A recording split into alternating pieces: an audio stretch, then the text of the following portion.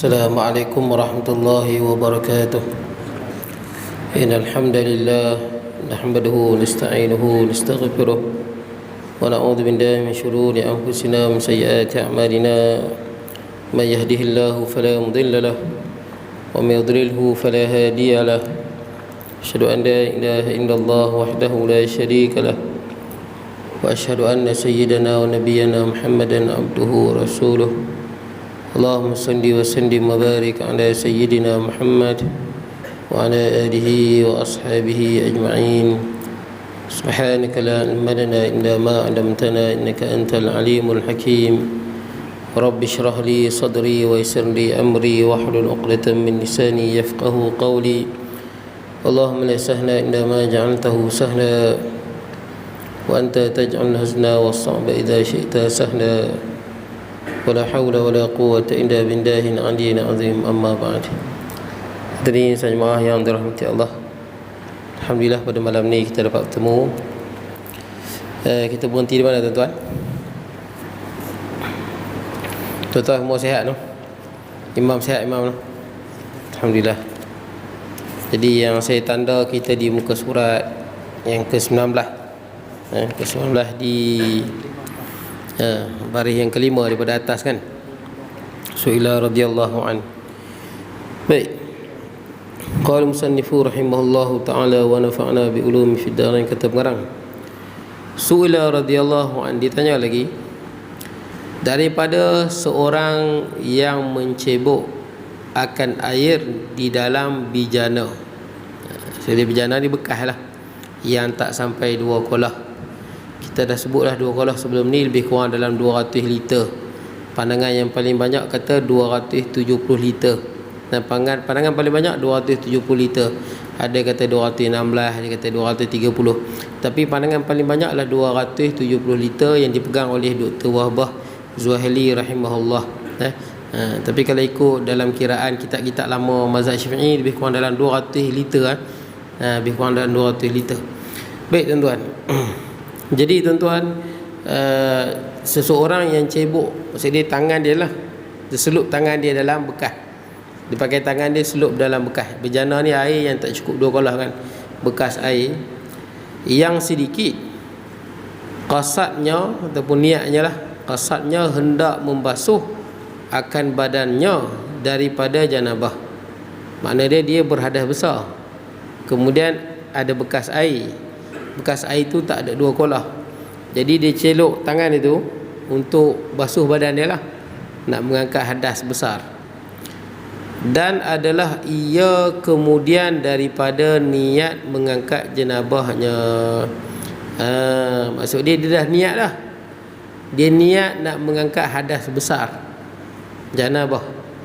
Tapi kalau sebut janabah ni lebih pada merujuk kepada kerana keluar air mani ataupun persetubuhan. Tapi mandi hadas besar lah tuan-tuan. Jadi dia niat dah nak mengangkat hadas besar, kemudian dia cedok tangan dia dalam air tu dengan niat nak basuh badan dia. Kemudian dengan niat yang dimuktabar, yang dipegang lah, akan dia kemudian maka termasuk satu anak jarinya di dalam ma'rafnya, maksudnya dalam bekas air tu lah. Waktu dia cedok tu, masa dia cedok tu, salah satu jari dia masuk dalam bekas air tu, air yang tak cukup 2 kolah, yang diambil daripada bijana air itu. Maka adakah jadi yang demikian itu di dalam ma'rafnya, itu air mustakmal atau tiada?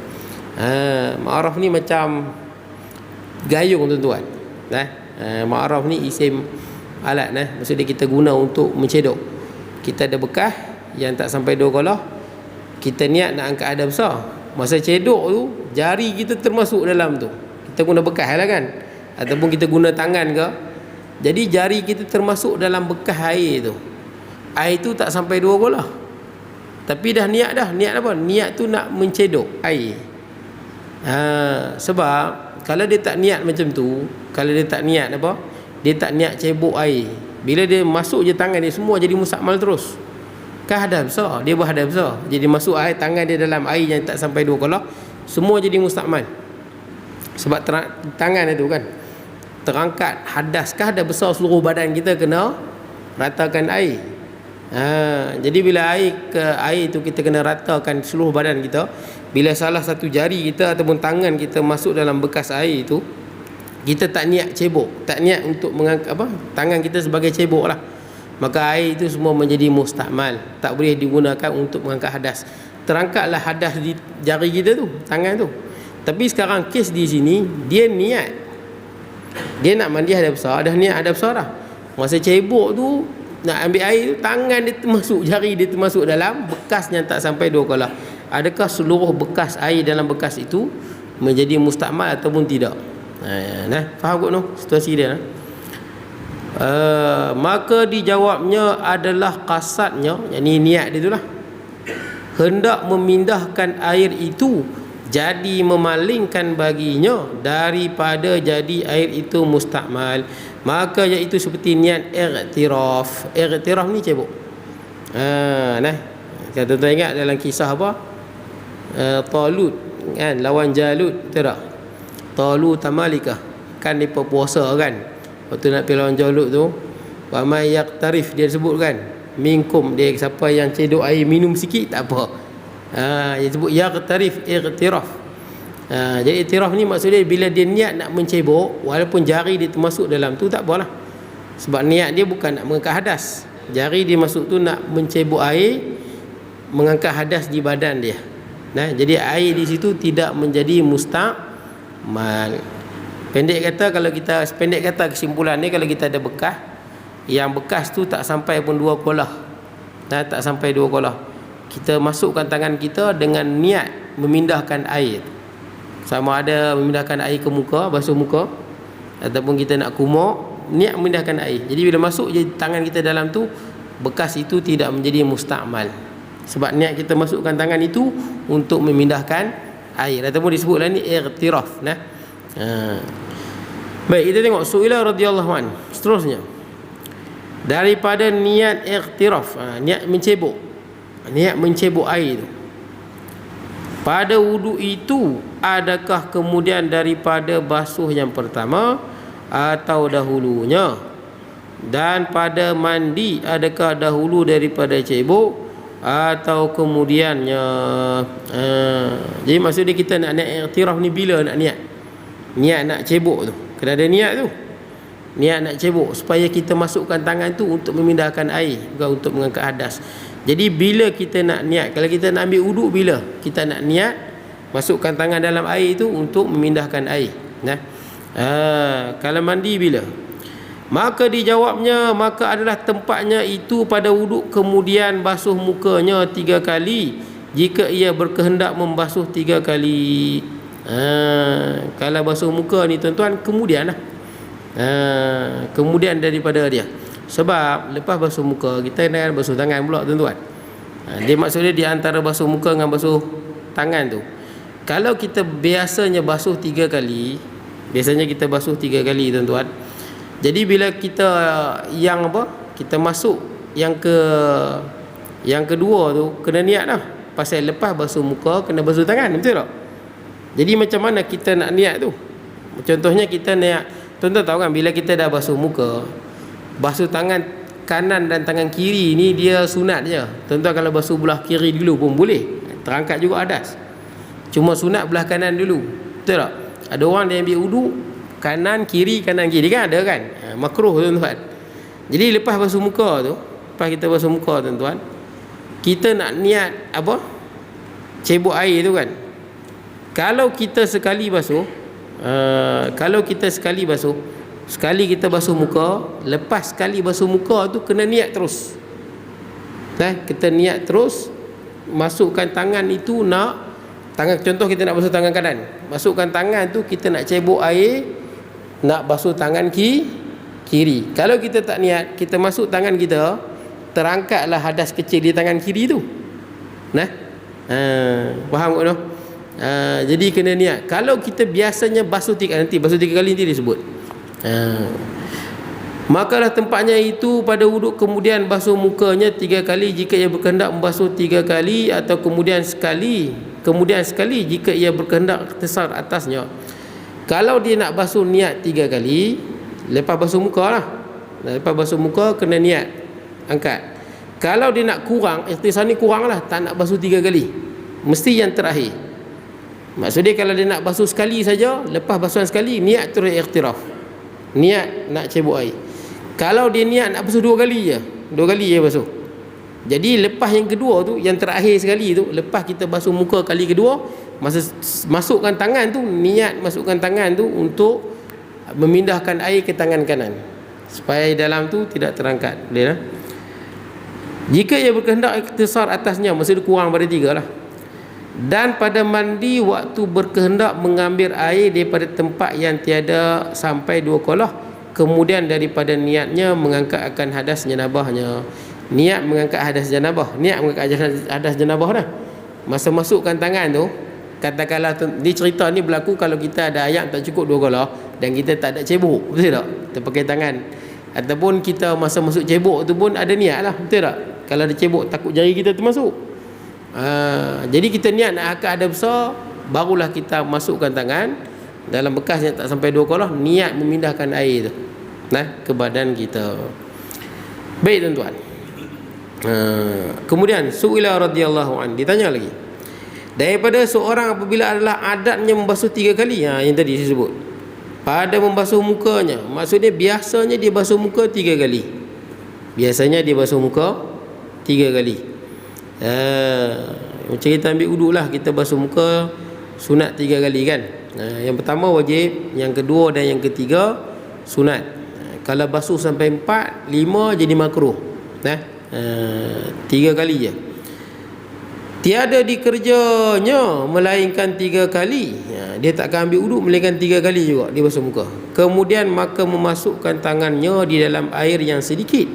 Kemudian daripada basuh yang pertama dengan ketiadaan niat iktiraf. Macam ni tuan-tuan. Dia ambil uduk, saya dah sebut tadi tuan-tuan, bila kita dah basuh muka, kalau kita selup tangan kita dalam air yang tak sampai 2 kolah, maka jadi mustakmal. Sebab lepas basuh muka, basuh tangan, tak kira tangan kiri atau tangan kanan. Sekarang ni dia biasanya dia basuh 3 kali. Dia memang setiap kali ambil uduk macam kita lah tuan-tuan, biasanya kita basuh muka 3 kali. Jadi bila kita basuh muka pada basuhan yang pertama tu, masa kita masukkan air dalam apa bekas tu, kita tak niat iktiraf, tak niat cebok lah, mencebok. Tapi memang kita ni memang dah biasa basuh 3 kali. Dah biasa basuh 3 kali. Maksud dia bila lepas basuh muka kali pertama tu, kita masuk air dalam tangan kita dalam air tu, memang kita nak basuh muka yang kedua lah, bukan nak basuh tangan. Tuan-tuan faham keadaan dia Boleh nampak kita biasa basuh 3 kali. Basuh muka kali pertama, kemudian kita nak basuh muka kali kedua dan ketiga. Masa masukkan tangan dalam air tu, kita tak niat nak mencebok, tak niat mencebok air. Sebab saya dah sebut, kalau tak niat tadi, bila kita masukkan tangan, terangkat hadas di tangan, semua jadi mustakmal, betul tak? Tapi sekarang ni kita niat kita awal-awal dah kita nak basuh muka kali kedua dan yang kali ketiga, bukan nak angkat hadas tangan. Tuan-tuan nampak baik, kita tengok apa jawapan dia.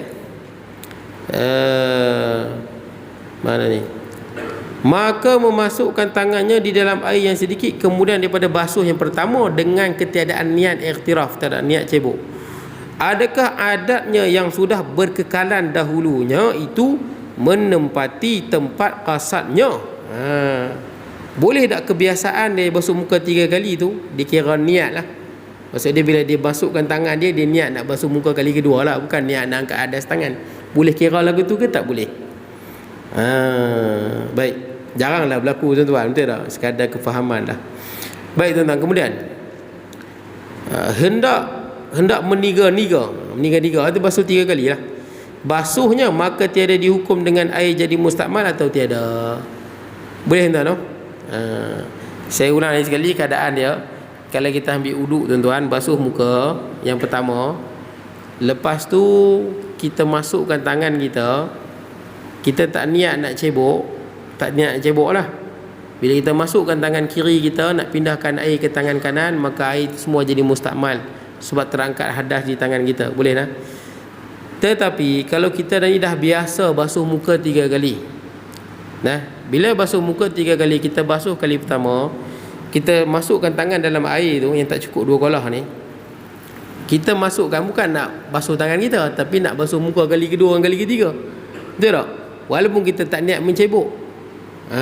Jadi walaupun kita tak niat mencebok, tapi kita masukkan tangan tu memang kita nak basuh muka kali kedua, kali ketiga, maka air dalam tu tak jadi mustakmal. Boleh lah. Sebab kita masukkan tangan kita dalam tu untuk apa? Memindahkan air ke mana? Ke muka kita. Yang kedua dan yang ketiga. Bukan niat nak basuh tangan. Boleh lah. Okey, boleh tuan-tuan. Ke tak jelas tuan-tuan? Jelas ke no? Rasa jelas Yang penting macam ni lah tuan-tuan. Kalau air tu tak cukup 2 kolah, bila kita masukkan tangan dalam tu, pastikan niat kita untuk memindahkan air. Boleh lah. Bukan niat mengangkat hadas. Kita nak mandi hadas besar, masuk tangan dalam bekas tak cukup 2 kolah, tak niat memindahkan air, semua mustakmal. Yalah, bila kita hadas besar, seluruh badan kita adalah apa? Seluruh badan kita adalah berhadas, betul tak? Tapi kalau wudu tak apa. Pasal apa tak apa? Wudu selagi mana tak basuh muka, mana ada basuh tangan. Betul tak? Betul tak? Wudu kalau kita tak basuh muka, tuan-tuan basuh tangan, dia tak dikira tuan-tuan. Betul tak? Kita basuh tangan, angkat hadas tangan ni lepas basuh muka, baru angkat hadas tangan. Sebab tu dia kata tadi, lepas basuh muka kena niat. Betul tak? Niat apa? Niat mencebok. Betul tak? Niat mencebok air. Kalau mula-mula kita ambil ismayang, mula-mula kita ambil ismayang, masa masukkan apa? Tangan kita dalam bekas tu, dia tak jadi mustakmal air tu. Walaupun kita tak niat cebok. Sebab mana angkat hadas tangan, betul tak? Lepas basuh muka. Betul tak? Bila lepas basuh muka, yang pertama ketika itulah tuan-tuan, tangan kita dah boleh jadi mengangkat hadas. Betul tak? Tapi kalau kita biasa basuh 3 kali, walaupun lepas basuh yang pertama kita masukkan air tangan kita dalam bekas tu, tetap juga tak jadi 2 kolah. Tak jadi apa? Mustakmal. Sebab kita masuk tu memang untuk basuh muka kali kedua dan kali ketiga. Lepas basuh 3 kali, barulah kita masukkan tangan kiri kita, niat nak memindahkan air ke tangan kanan kita. Boleh lah? Faham tak? Kemudian cebok tak ada masalah terus lah. Ya, mencebok. Betul lah, mencebok dengan tangan. Mencebok dengan tangan. Niat mencebok lah. Dalam kitab ni dia kata iktiraf. Iktiraf tu mencebok lah. Kita mencebok air dengan tangan, ataupun kita guna cebok betul, tapi tangan kita termasuk, boleh jadi juga, betul tak? Kita guna cebok lah, tapi tangan kita termasuk, jari ke termasuk dalam tu, betul tak? Kan cebok gayung kan, gayung kadang-kadang kalau dulu-dulu dia bukan ada tangkai, betul tak? Macam apa tempurung kan. Bila dia ambil ke atas, dia angkat, kadang-kadang yang dalam tempurung tu kena kat ujung jari tu, betul tak? Boleh tak? Jadi begitulah tuan-tuan lah, masa kita memindahkan air tu ataupun mencebok, pastikan niat kita adalah memindahkan air ataupun mencebok, dan bukan untuk mengangkat hadas. Baik, kemudian mana ni? Bahawasanya adat tersebut seperti hukum meniatkan. Sama adat tadi macam kira niat lah. Adat basuh 3 kali, kiranya lepas basuh muka kali pertama, kali kedua masukkan tangan tu bukan nak mengangkat hadas tangan, tapi nak basuh muka untuk kedua dan ketiga. Jadi air dalam tu tidak menjadi mustakmal. Tiada dihukum dengan mustakmal air itu, sebab ia memasukkan ke dalam air yang sedikit itu dahulu daripada 3 kalinya. Betul tak? Baik. Kemudian Su'ila radhiyallahu an, ditanya lagi daripada tempat dakwat yang ada dakwatnya, tempat dakwat ada dakwat, dan jatuh padanya bangkai yang tiada darah. Bangkai tiada darah ni nyamuk, lalat, kutu, macam itulah bangkai yang tiada darah kan. Baik. Tiada darah yang mengalir, tidak ada darah yang mengalir. Sudah air dia, darah dia tak banyak lah.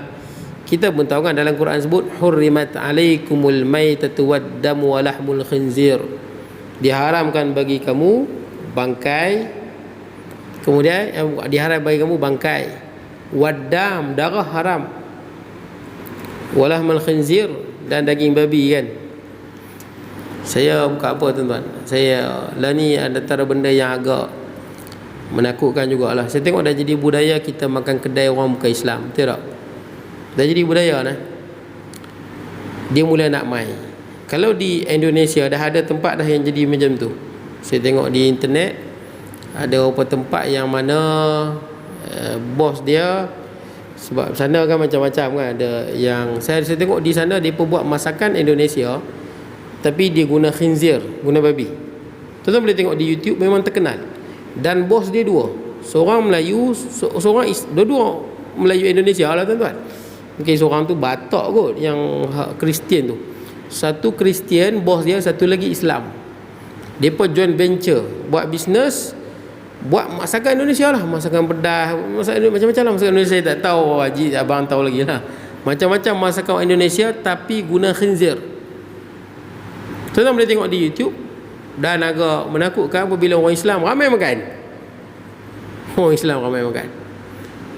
Dan tuan-tuan, dan dah mula jadilah tuan-tuan, di Malaysia pun mula-mula dari situ lah.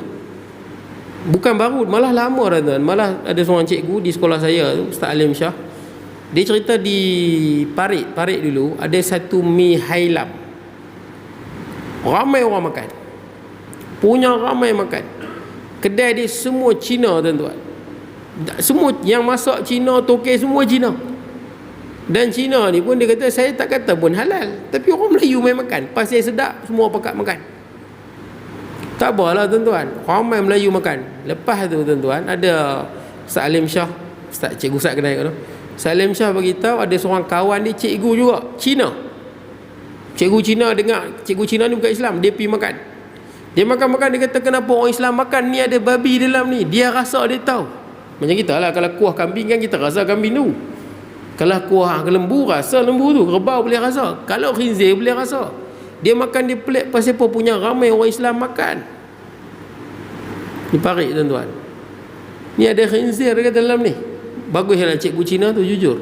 Tapi kita tak boleh marah Tokek Cina tu, kita tak boleh marah, betul tak? Dia nak meniaga hak dia lah. Yang orang Islam ni, Allah tuan-tuan, leceh lah. Bukan cerita baru, lama, puluh tahun lepas. Lepas pada tu ada satu kedai mi hailam juga di Parit tu. Mula Parit ke di Beruas, begitulah tuan-tuan. Di Parit ataupun di kawasan dia itulah. Jadi tuan-tuan, mi hailam ni orang Melayu kita buat. Sedap-sedap lah. Lepas tu cikgu Cina ni juga lah, kawan Ustaz Alim Shah lah. Dia pergi, dia makan. Dia kata kedai Melayu ni buat memang sedap. Tapi kurang tu lah, cuma tak ada khinzir dia. Kalau ada khinzir, lagi lah rasa dia. Saya tengok agak menakutkan lah tuan-tuan. Dan saya tengok dah jadi budaya, fikirlah halal haram, betul tak? Dari segi hukum fiqh, memang kalau orang bukan Islam masak, boleh je kita makan. Tapi kena ingat, bekas dia tak boleh berkongsi. Kalau bekas dia masak khinzir, dia tak boleh guna bekas yang sama masak ayam, tak boleh. Hatta ada hadis sebut, kalau kita pergi di negara yang bukan Islam, kalau boleh jangan guna bekas mereka makan yang sama, kecuali terdesak lain lah tuan-tuan. Sebab kalau ada najis, dia pun bersih mungkin tak apa suci tuan-tuan. Jadi tuan-tuan, janganlah disebabkan viral kan. Baru ni saya tengok di Facebook, ada satu kedai tu di Johor, memang bukan milik orang Islam. Memang orang bukan Islam punya tuan-tuan. Orang Cina Johor, bukan Islam. Kalau Cina, bukan masalah bangsa, kedai Cina Muslim pun kita pergi, betul tak? Yang penting Muslim tu, bukan bangsa tu, Muslim tu. Jadi kedai tu semua, dalam tu semua bukan Islam. Tulisan pun Cina tuan-tuan. Tapi dia buat masakan Johor asli. Masakan Johor kan, nasi lemak, otak-otak, mi rebus, macam itulah tuan-tuan. Dia buat masakan Johor asli kan. Dia buat gambar ni. Saya tengok dalam komen punya banyak orang Melayu nak pergi tuan-tuan. Tak fikir anda halal haram tuan-tuan. Dulu boba kan, satu boba mula dalam Malaysia tu, dia apa, boba apa yang Shifutang, yang paling terkenal lah Shifutang tu kan. Dia tak ada halal, sampai sekarang tak ada halal. Dan saya dengar kata pun memang dia tak boleh minta halal pun, ada something lah kat boba dia tu. Tapi mula-mula dia apa, dia berniaga tu, beratuk punya panjang. Allah, orang Melayu punya ramai. Saya ingat ada orang bagi tahu saya, ada satu Cina tu dia berniaga sotong apa, Sotong apa, goreng tepung dengan katak goreng tepung. Minyak sama. Yang katak tu orang bukan Islam lah beli, yang sotong tu orang Islam beli tuan-tuan. Tapi pakat beli semua tuan-tuan. Kita beringat-ingatlah tuan-tuan buat hal haram ni, betul tak? Kita ni ingat kita orang Islam, kita bukan kira hidup dunia ya, kita ada dunia dan akhirat, betul tak? Ni semua benda kita nak makan tuan-tuan, ni agak benda apa, malang lah tuan-tuan. Saya ingat di Sabah tu kan, yang bakar tu apa dia panggil, tepi-tepi jalan yang dia bakar tu, jaga-jaga tu, dia panggil apa? Dia nama khinzir ni, orang Sabah dia tak panggil khinzir, dia tak panggil babi, dia panggil apa tu? Dia babi hutan bakar tu. Saya lupa, orang Sabah tahu, ada orang Sabah tak? Tepi-tepi jalan tu dia berniaga bakar. Ada Pak Haji pergi makan, Pak Haji Semenanjung lah, pergi sana makan, sedap. Dia pergi tanya, rupanya babi hutan bakar, tapi dia panggil apa benda, saya lupa nama dia tuan-tuan. Tuan-tuan jaga-jaga tuan-tuan pergi Sabah, kadang-kadang yang berniaga pakai tudung, kadang bukan Islam, pakai kopiah, kadang bukan Islam. Tak tahulah kan dia minat, passion aku tu kot. Dia nama dia sialang, bukan sialang, sialang apa benda tu, tapi itu adalah khinzir. Dia satu Pak Haji daripada Semenanjung, dia pergi sana, dia makan bakar kan. Lepas makan dia pergi tanya, sebab sedap sangat. Allahu Akbar. Boleh kot tuan-tuan no? Jadi tuan-tuan kita fikir jugalah halal haram nah. Kalau dia masak, pekerja di semua orang Islam, tidak, dia hanya buat masakan yang halal, kalau boleh ada jakim pula pantau, tak apalah, betul tak kan? Banyak je produk orang bukan Islam yang mana kita pakai, betul tak? Ada saja. Walaupun syarikat makanan tu milik bukan Islam, kita makan. Cadbury bukan milik orang Islam pun, betul tak? Tapi bila ada apa pengesahan halal dan dia ada standard yang jelas, tak apalah kita makan. Tapi jagalah sikit makan-makan ni tuan-tuan, yang kira sedap ni kita makan tuan-tuan. Malah di belah KL tu ada nasi apa, nasi kerabu kan, orang Kelantan buat nasi kerabu. Tapi kedai tu dia buat, dia guna daging khinzir, daging khinzir bakar tuan-tuan, tapi masak nasi kerabu. Jangan kira sedap ni tuan-tuan, sedap kita makan, bahaya tuan-tuan. Baik, jadi tuan-tuan, darah ni tuan-tuan, dalam Quran sebut diharamkan bagi kamu apa, bangkai haram, kecuali belalang ikan lah, betul tak? Kemudian wadadam, darah haram. Darah yang haram ni bukan semua darah. Kalau kita beli daging ataupun kita makan ayam, kadang-kadang setengah ayam dalam dia ada darah. Pasal tak? Darah kan. Jadi kita makan, betul tak? Kadang-kadang kita beli daging, kita dah basuh, tapi masa rebus tu ayam tu jadi merah darah. Pasal tak? Macam mana? Boleh makan ke tak boleh tuan-tuan? Payah tuan-tuan nak basuh daging sampai hilang darah dia. Mesti ada darah dalam tu. Jadi darah yang tak boleh makan ni darah apa? Dalam ayat ni disebut audaman masfuha, darah-darah yang mengalir. Ya, darah kalau mengalir ini tak boleh. Kita tadah darah sembelih lembu minum tuan-tuan, tak boleh. Sembelih ayam darah mengalir, tadah minum, haram tuan-tuan. Ada pun yang dalam daging yang dah tak mengalir, itu dimaafkan, tak apa. Jadi tuan-tuan, yang tidak ada darah yang mengalir bukan tak ada darah, ada kutu beruang ke, betul ada darah tapi mungkin dia tak mengalir, sikit sangat. Baik, jadi bekas dakwat yang jatuh dalamnya bangkai binatang yang darah tidak mengalir. Kemudian dituangkan di dalamnya air kerana maslahah dan tiada diketahui ada padanya bangkai itu. Maka jadi dalam bekas dakwat itu ada bangkai lalat lah kita kata, ataupun kutu beruang ke, betul dah, bangkai dalam tu. Kemudian kita tambah dakwat lagi dalam tu, padahal ada bangkai dalam tu, bangkai lalat contohnya lah. Baik, maka adakah jadi najis dakwatnya atau tiada? Atau jikalau dengan diketahui ada bangkai itu, jadi sekarang ni dakwat tu jadi najis ke tak jadi najis? Sebab masuknya bangkai. Kalau masuk cicak je lah tuan-tuan, cicak memang darah dia banyak, dia mengalir je. Tikus ke tuan-tuan, habis kita masak kari kan, nak kenduri, tikus masuk dalam tu, habis tuan-tuan, najis semua. Sebab tu kalau masak tutup, betul tak? Masak tutup, jangan biar. Tak pun cicak masuk kan tuan-tuan. Tapi orang kalau dah masak banyak-banyak tuan-tuan, cicak masuk, betul tak? Nak buang, tapi tuan-tuan najis tuan-tuan. Saya pernah sebut kat tuan-tuan, seorang ulama nama Muhammad bin Sirin, ulama terkenal tabi'in, pakar tafsir mimpi kan. Dia pernah beli madu banyak, dia beli masuk tikui, dia buang semua madu. Sebab kalau air 2 kolah masuk tikui tak apa. Kalau yang bukan air tak, yang bukan air, kalau yang bukan air lah, madu ke ataupun ma'ul muqayyad kan, air yang muqayyad, bukan air mutlak. Kalau masuk je najis, dia najis semua terus. Kita tak boleh makan minum pun tuan-tuan, bahaya. Makan minum lagi lah bahaya, masuk dalam badan tuan-tuan. Jadi tuan-tuan, dia tanya adalah apa jadinya bekas dakwat tu masuk lalat ataupun kutu ke tuan-tuan, kutu beruang ke, kemudian kita tambah lagi dakwat, jadi najis dah dakwat tu. Maka dijawabnya adalah yang menghukumkan kata mereka itu bahawasanya, jadi kata ulama bahawa apabila bercampur dengan najis yang dimaafkan daripadanya seperti darah barghuz. Barghuz ni apa? Kutu tuan-tuan, kutu beruang tu. Itu barghuz. Kerana air taharah atau air minum atau air basuh kemudian daripada makan, bahawasanya tiada menajiskan, tak apa tuan-tuan, semua pun tak apa.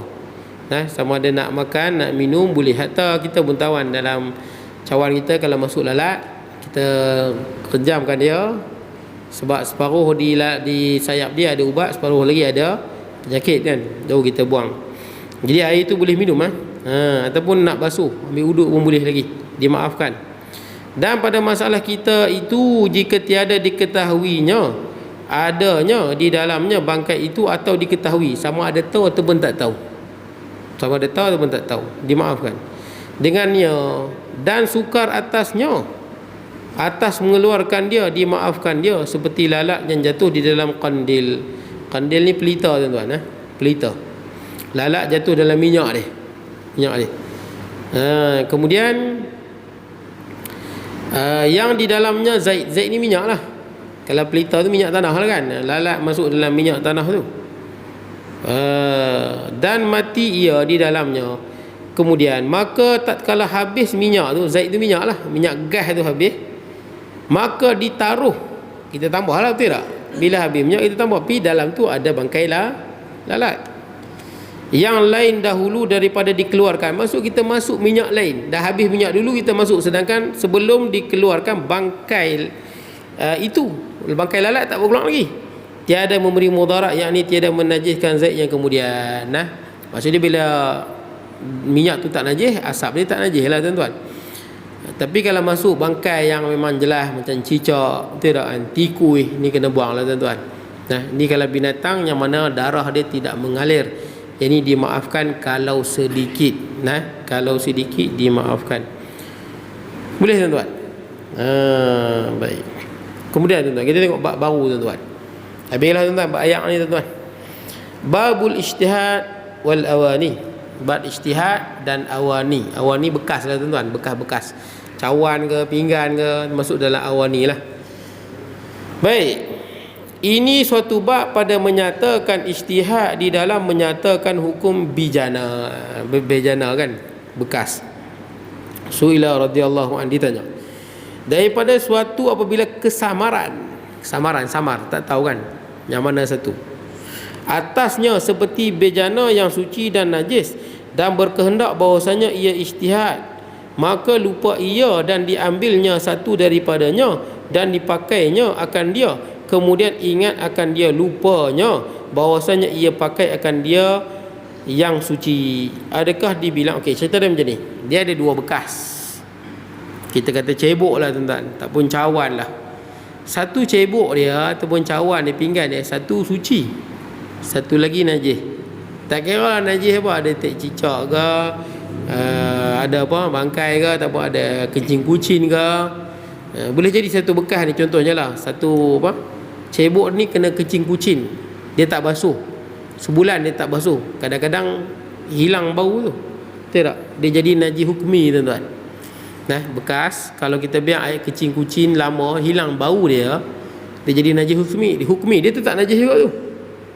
Jadi kalau kita tahu kan, salah satu kita punya cawan ataupun cebok kita ni najis, tapi disebabkan lama kita tak ingat, samar, yang mana satu najis. Kita nak kata kita cebok lah tuan, cebok kan, cebok Satunya najis, satunya bersih. Masa kita dah disebabkan lama tak guna, kita letak atas para tu. Bila nak guna kita muskil, belah kanan ke belah kiri ni yang ada najis. Ketika ini dia guna ijtihad. Ijtihad ni maksudnya kita agak-agak lah tuan-tuan. Dengan kita agak-agak lah, cuba bau kecil agak-agak lah. Macam kita nak semayang lah, kita nak semayang, tak tahu kiblat mana. Tuan-tuan agak-agak lah tuan-tuan, tengok belah mana kan, agak-agak lah. Habis semayang rupanya belah lain, betul tak? Tuan-tuan semayang menghadap sana, rupanya kiblat belah ni. Tapi semayang tu sah lah. Macam kita tak tahu. Kiblat salah tak apa, dimaafkan. Hatta kalau kita semayang 5 orang, kawan ni kata kiblat belah ni, kawan ni kata belah ni, semua tak boleh berjemaah. Semayang lah lain-lain, betul tak? Semayang lain-lain. Bila habis rupanya semua salah, ataupun satu je betul, semua sah. Ijtihad. Mana yang kita boleh agak-agak lah tuan-tuan, guna fikiran agak-agak. Jadi bila kita ijtihad salah satu bekas, betul tak? Bekas yang mana satu yang bersih. Jadi bila kita ambil lah salah satunya, lepas kita guna memang betul itulah yang bersih tu. Kemudian, adakah dibilangkan dia dengan demikian seperti barang yang diambil daripada ibarat dalam syarah Raus, sekira-kira berkata ia jika diambil di mulanya dengan tiada ijtihad akan satu daripadanya dan mengambil ia akan air semayang dengannya tiada sah kerana bermain-main hukum.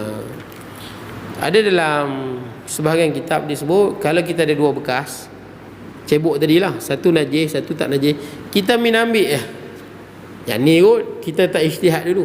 Ijtihad ni maksudnya kita cuba adalah sedaya mana yang mampu, hidu dulu ke, pegang dulu ke, itu nama ijtihad, usaha. Kemudian baru kita pilih salah satu. Kalau tuan-tuan tak pilih salah satu, tuan-tuan ambilnya, memang ada dalam kitab sebut batal. Batal. Maksudnya dia boleh jadi najis lah. Kalau ambil uduk, batal lah uduk tu. Bekas tu najis.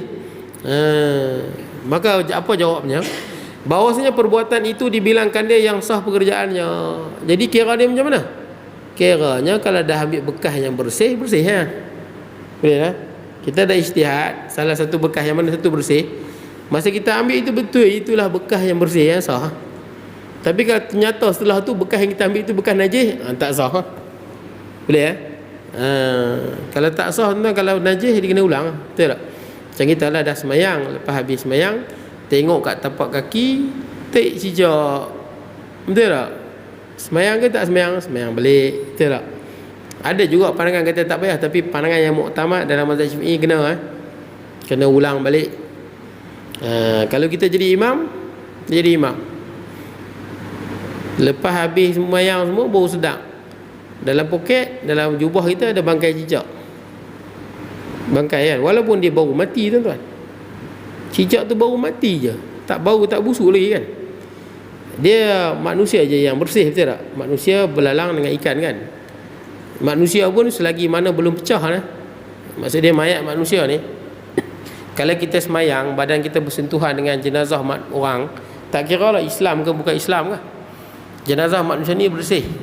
Semayang, waktu kita semayang bersentuhan dengan jenazah, semayang kita sah. Tapi kalau jenazah manusia tu dah pecah, maksudnya dah rosak lah, dia dah busuk kan keluar air, itu masa tu najis najis pasal air yang keluar tu dalam badan apa semua kan, air yang keluar tu najis. Tapi kalau selain pada manusia, dia najis terus, dia mati terus najis walaupun belum busuk. Contohnya cicak kan, baru mati dalam poket kita, najis kita semayang menanggung najis. Kalau tuan-tuan jadi imam macam di Belah Kuala Lumpur kan, dia pada pakaian khas, jubah tu dia berbuah dalam bilik imam kan. Kadang-kadang jubah tu bersih tapi dia simpan elok lah di bilik imam tu. Mana tahu cicak mati dalam tu, habis semayang dah sedap-sedap dalam poket ada cicak, tak sedap lah pasal tak bau. Nak buat lagu mana tuan-tuan? Adakah tuan-tuan perlu maklum tuan-tuan semua semayang lain? Tak payahlah, kita ya tuan-tuan. Kita sahaja balik kita qada. Yang lain sah lah, betul tak? Yang lain sah, kita seorang je lah qada. Boleh no? Hatta semayang Jumaat sekali pun, betul tak? Jumaat, yang lain semua tak tahu apa, betul tak? Ijtihad masing-masing lah. Kita batal kita lah, kita tahu batal kita lah, batal kita balik kita ulang lah zuhur tuan-tuan. Tak perlulah kita maklum tuan-tuan semua kena pula semayang jemaah masjid negara pula tu, betul tak? Tuan-tuan semua, Jumaat tak sah, saya ada bangkai cicak dalam tak sah buat kalut lah. Jadi kalut tuan-tuan. Orang lain dia sebab hukum fiqh ni berdasarkan ijtihad dan keyakinan. Itu hukum fiqh tuan-tuan. Hukum fiqh begitu tuan-tuan. Kalau contoh tuan-tuan, contoh. Kita ambil wuduk kat rumah. Lepas tu kita mai ke masjid. Masa nak main masjid tu kita ada sembang dengan bini kita, sembang dengan kawan-kawan, baru sampai masjid. Sampai masjid kita terfikir, aku tersentuh bini ke tak tersentuh? Kita pegang mazhab Syafi'i lah, sentuh bini batal kan. Kita fikir, sentuh ke tak sentuh muskil masa tu. Syok tuan-tuan. Kan dari segi hukum kita pegang mana? Dia pegang asal. Istishabul asal. Pegang pada asal iaitu sah. Nak kata batal mesti bukti je lah, betul tak? Kalau sekadar bukti syak tak dikira. Nah, dia yuzal tuan-tuan. Yang syak ni yuzal. Dibuang, tak dikira. Tak apalah, itu hukum dia. Kita mau ingat bila kita muskil tersentuh ke tak, tapi ingatnya tak ada. Kita pun pegang tak ada lah. Tapi pada sebenarnya kita ada tersentuh. Contohnya lah, kita pun sembahyang tuan-tuan. Sembahyang maghrib, sembahyang isyak. Nak kira macam mana? Sah. Boleh lah? Sah. Tak pula tuan-tuan balik buka CCTV pula tengok. Tak payahlah buat teruk. Jangan kita mutasyaddidun. Nah, mutasyaddid. Boleh tuan-tuan, no? Macam itulah. Sama juga kita terfikir daripada rumah kita main ni, kita sembang pergi kedai lah apa merata kan. Lepas tu kita terfikir sampai kat masjid ni, aku gentut ke tak gentut tadi betul tak? Gentut tak gentut? Dua fikir, tak. Kita yakin tak? Padahal memang kita gentut tapi tak sedar. Betul tak? Kita gentut, lepas tu member lalu, Assalamualaikum, kita tak ingat kita gentut tuan-tuan. Tuan-tuan pun sembahyang maghrib isyak sah. Betul lah. Itu hukum fiqh dibina di atas keyakinan. Tapi jangan buat-buat yakin. Kita ni atas motor kentut pot, tak kentut kot. Itu teruk sangat. Allah Ta'ala tahu tuan-tuan. Kita sembahyang tak ambil uduk, orang bukan tahu. Betul tak kan? Allah Ta'ala tahu. Kita puasa, kita minum air, orang bukan tahu. Tapi Allah Ta'ala tahu. Hukum fiqh dia dibina di atas keyakinan. Jangan kita bersikap mutasyaddidun tuan-tuan. Jadi dibilangkan dia perbuatan yang sah lah. Boleh lah. Saya berapa sebab ada setengah tempat tuan-tuan, sebagai imam tuan-tuan, yang mana bila imam jadi khutbah, baca khutbah, kalau tertinggal rukun tuan-tuan, kita tegur lah. Betul kan? Apatah kita duduk depan. Bukan semua orang perasan. Betul tak? Bukan semua orang perasan.